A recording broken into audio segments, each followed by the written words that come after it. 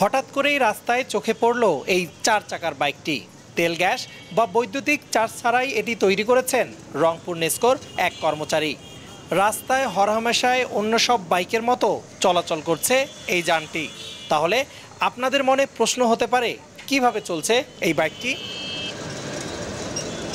নিজস্ব প্রযুক্তিতে এই বাইকটি তৈরি করেছেন রংপুরের উপশহর লাকিপাড়ার বাসিন্দা ও নেসকো কোম্পানিতে চাকরিরত মাসুদ রানা। তিনি জানান, ধোঁয়াবিহীন শতভাগ পরিবেশ বান্ধব এই বাইকটির চাকা চলার সঙ্গে সঙ্গে ডায়নামোর মাধ্যমে বিদ্যুৎ উৎপাদন হয়ে স্বয়ংক্রিয়ভাবে চার্জ হবে ব্যাটারি। কোনো ধরনের জ্বালানি খরচ ছাড়াই যাওয়া যাবে দেশের যে কোনো প্রান্তে, যার চলার গতি হবে 60 কিলোমিটারেরও বেশি।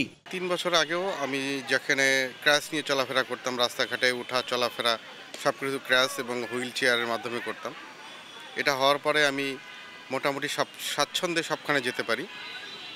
আর এটার তৈরির পিছনে আমার এই অ্যাক্সিডেন্টই মূলত মূল কারণ। মাসুদ রানা জানান, বাইকটি বাজারজাত করতে পারলে জ্বালানি সংকট অনেকটাই কমে আসবে। আর সরকারি বেসরকারি সহায়তা পেলে ভবিষ্যতে বাণিজ্যিকভাবে এই বাইকটি উৎপাদনও করতে চান তিনি। নগদে 500 টাকা বা তার বেশি পেমেন্টে পেতে পারেন ঢাকায় জমিসহ 20 কোটি টাকার পুরস্কার।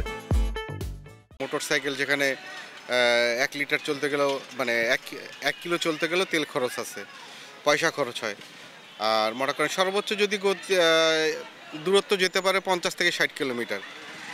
তা আমি চিন্তাভাবনা করছি যে 100 টাকা বা 150 টাকা পেট্রোল না কিনে যদি একবারই খরচটা করি, আর কোনো দিন খরচ করা লাগবে না। হয়তো দেখা গেল গাড়ির 2-1টা সমস্যা হইতেই পারে, তখন সে কাজ ছাড়া আর অন্য কোনো আমি খরচ করব না। তখন থেকে আমার মাথায় বুদ্ধি চলে আসে যে আমি এই অটোর বিকল্প হিসেবে এবং রিচার্জেবল কীভাবে তাকে তৈরি করা যায়, সেলফ চার্জ মানে নিজে থেকেই চার্জ উৎপন্ন হবে, সেটা নিয়ে বেশ কিছুদিন গবেষণা করলাম। গবেষণা করার পরে মোটামুটি এখন আমি সাকসেস।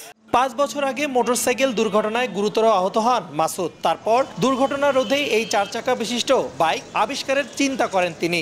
তার এই বাইকটি তৈরিতে খরচ হয়েছে প্রায় 4 লাখ টাকা। রিদওয়ান হিমেল, সময় সংবাদ, রংপুর।